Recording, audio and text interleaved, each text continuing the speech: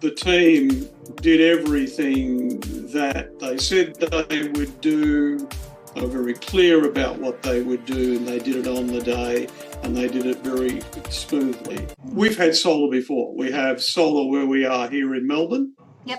And we had solar at a place we had down at Inverloch on the Victorian coast. The first question is, why did you choose solar? The short answer is because it works. Yep. It reduces your bills.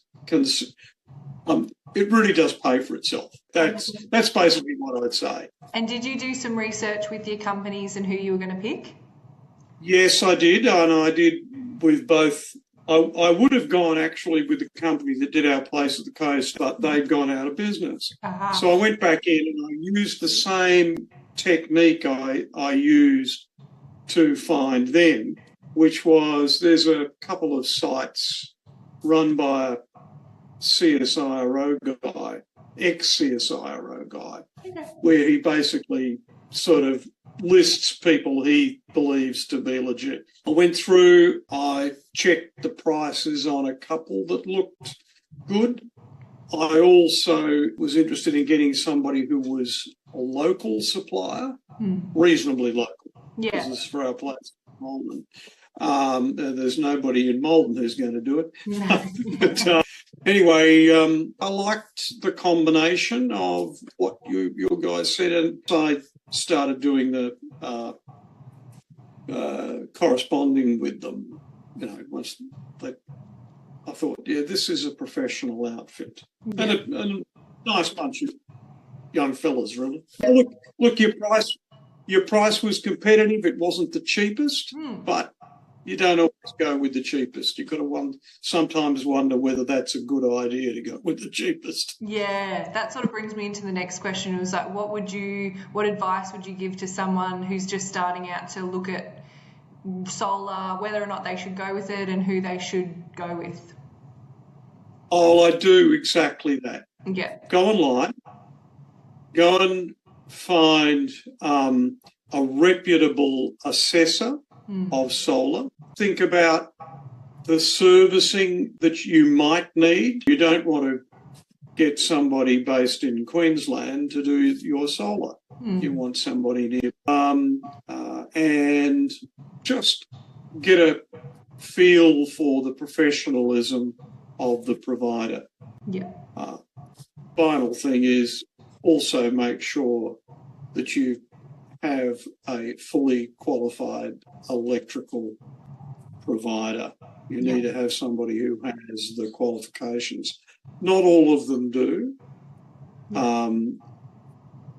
It's obviously Nate's a high-end electrician, and that makes a difference. Yeah. The guy doing the bolting onto the roof doesn't need to have all of the qualifications, but the guy overseeing him does. Well, Caleb is the sales guy, but he's a brother. Yes, he's a brother. Yeah, and then there's Nate, who's the kind of boss cocky, I gather. Yeah. And it was Jordan that came out. Well, it's actually a really good thing that's something else that I didn't know, and that you do feel reassured when it's a family company and it's a bunch of guys, because they're it sounds odd, but if one member of the family burns the reputation, the other ones won't be happy about it either. Yeah, that's very true. They all keep themselves accountable, keep each other accountable. That's right. Yeah. They've got to keep each other up to the standard. Any last takeaways that you wanted to mention? Yeah, we're in Maldon, and Maldon is a town that has a very strong heritage overlay. And when you're putting in solar, you need to be careful of that heritage overlay such that you don't damage the look. Mm-hmm. Yeah. Now, they were careful to place the panels in such a way that you'd have to be trying very hard to see them from the street. Yeah. And that's one of those things you've got to get right. Yeah. And they got it right. Yeah.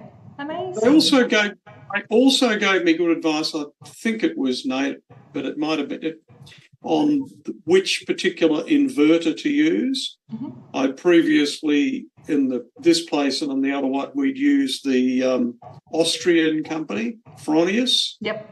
And now there are some. He said some of the Chinese providers are now at the same standard, and he recommended one of them, and everything about it looks quality. So Yeah. I'm sure he's right.